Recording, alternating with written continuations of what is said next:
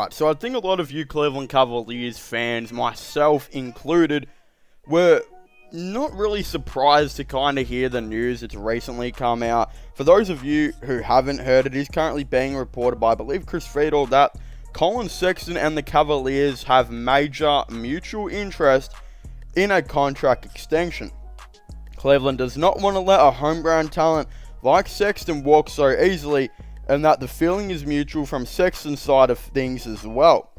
I actually am pretty intrigued to see how this whole entire Colin Sexton Cleveland Cavaliers thing will go, because there are, I feel like, going to be teams out there that should surely be interested in the guy. I mean, let's be honest here.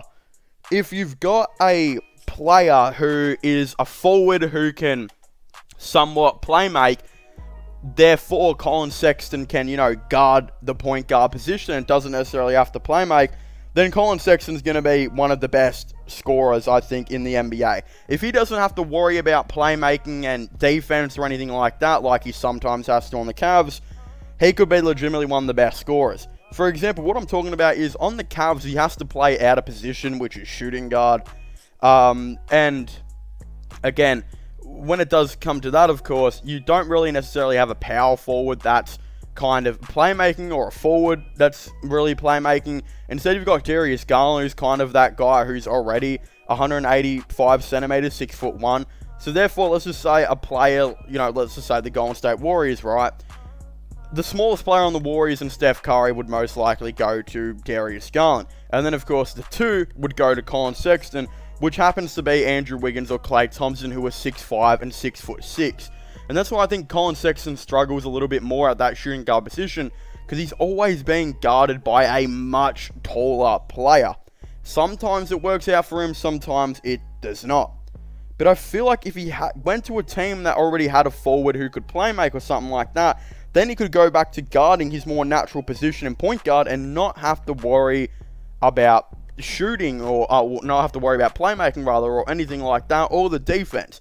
For example, a team like the Milwaukee Bucks, who have a guy like Giannis who can definitely set up multiple different plays, and can really be like a playmaker on the court.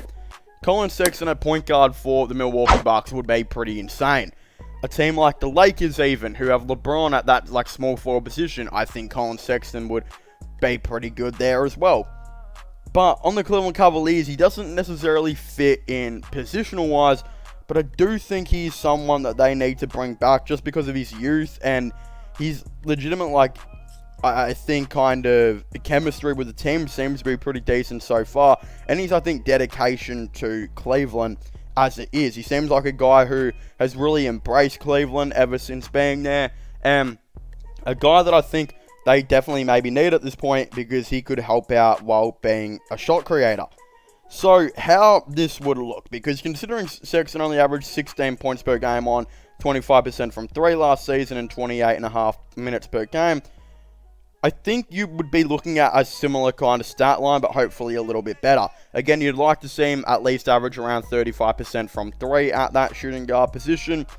And then, of course, I think he needs to get them back up to around 18 and 19 points per game. And what I kind of am looking at right now is Sexton most likely wouldn't have to full-time worry about guarding that, shooting guard position, especially if the Cavaliers bring in a dude like Ricky Rubio, who definitely, I think, can move over and guard the shooting guard position at 6'3". If you look at this, right, he would probably share, again, let's just say he played 30 minutes per game. I think about 16, or so, or 18 maybe even, would be probably on the same court as Darius Garland, where he would have to play the two. But if you bring in some big men there, like, keep Evan Mobley and keep Jarrett Allen, of course, and you still got Lauri Markkanen on the perimeter, and you bring in maybe a backup rim protector like a JaVale McGee type in free agency, I don't think Sexton's lack of, height would necessarily be kind of exposed as much, because you've got a dude in there that can definitely step up to the plate and contest some shots. And if a bigger dude blows by Sexton, then you've got some big interior guys there. So that's what I think when it comes to Sexton.